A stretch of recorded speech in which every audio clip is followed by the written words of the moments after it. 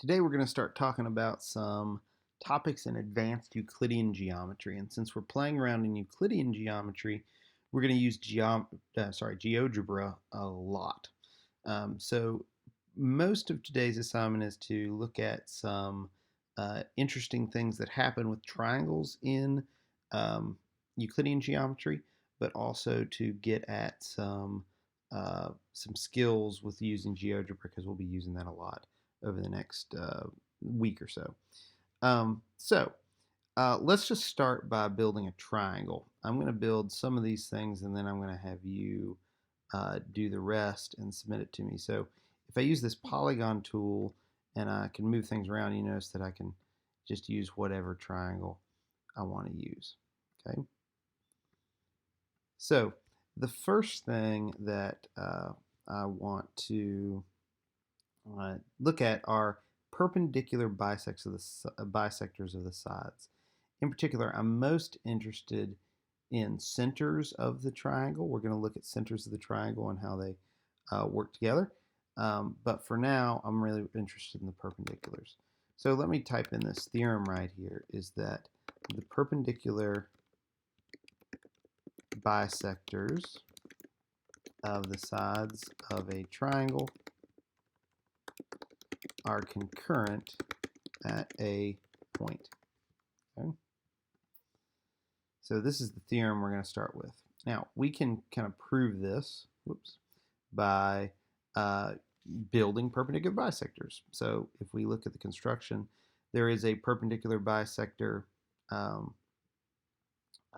option here in GeoGebra. All we have to do is either choose 2 points or the segment. So I'm going to do this for all 3 sides. And you'll notice that if I do this, boom, they all go through the same point. Now, just to get this a little cleaner, I'm going to choose a different color for all these different centers. Let's make the perpendicular bisector green, and we'll kind of dash these so that they look a little nicer. And then I'm going to define this point right here. Okay. Let's make sure I aimed correctly there. Looks like I did. And let's make it a little larger and also green so that we can see it there. Okay. So how do we prove this theorem? Okay. Well, we want to, so the key theorem we're going to use to prove this, and I'm just going to talk through instead of writing it out, is the following. I'll write down the theorem. And we're not proving this from axioms, we are just going to use this result, is that a point is on the perpendicular bisector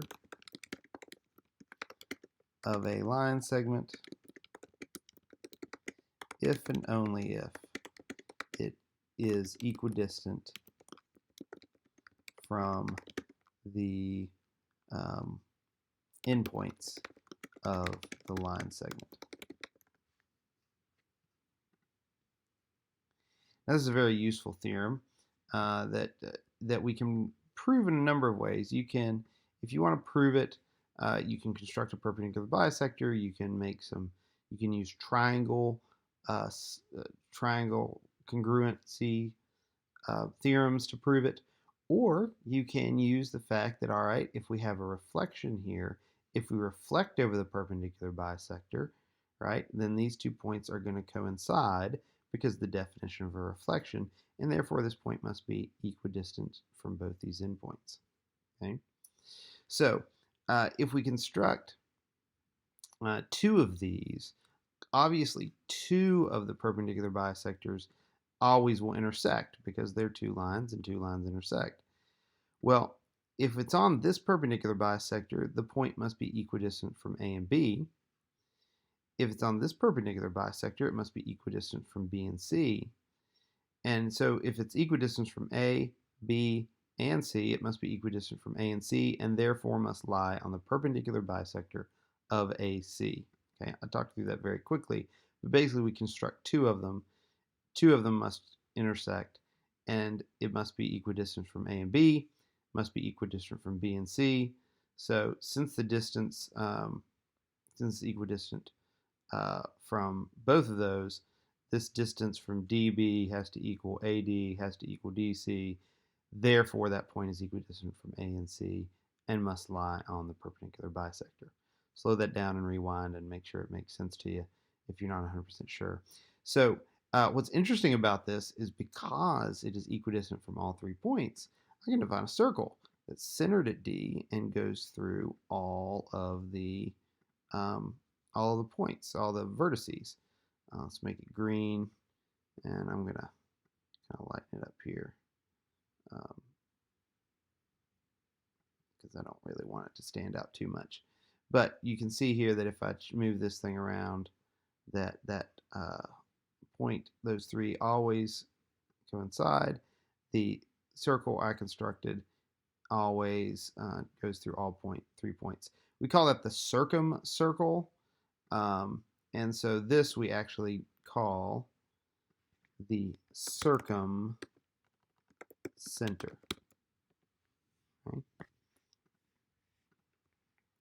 Okay. So the circumcenter, there are it's one center of a triangle.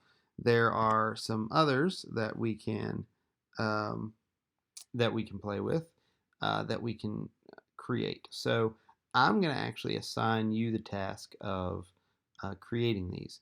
So the ones we're going to look at are the altitudes. So in order to construct altitudes, we're going to do perpendiculars. We select a point and a line. So I'm going to go from this vertex to the opposite side. I'll do that with all of them.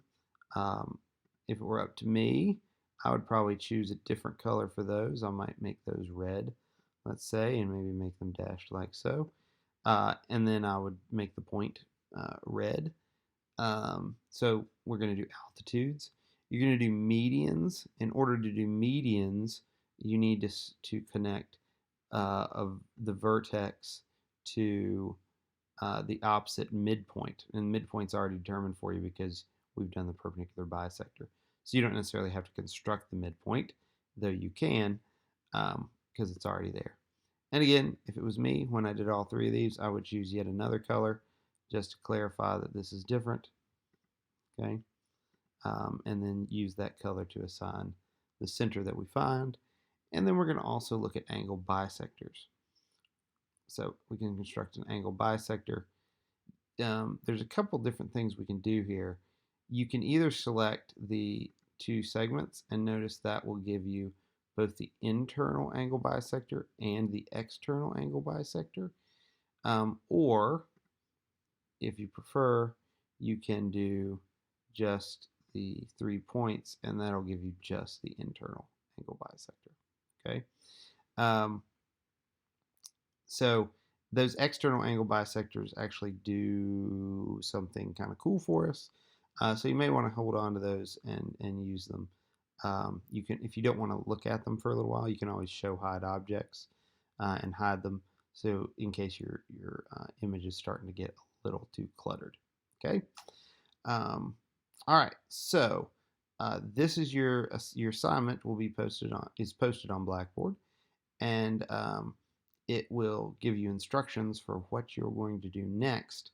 And you can play around with GeoGebra, learn a little bit more about centers of triangles, and get used to playing with GeoGebra and using GeoGebra, because we're going to use it a lot over the next few days.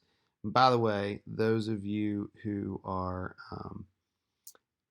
who took undergraduate geometry with me have seen some of this before, but we're going to take a more advanced approach to some stuff going forward from here. All right, good luck. I look forward to seeing your sketches.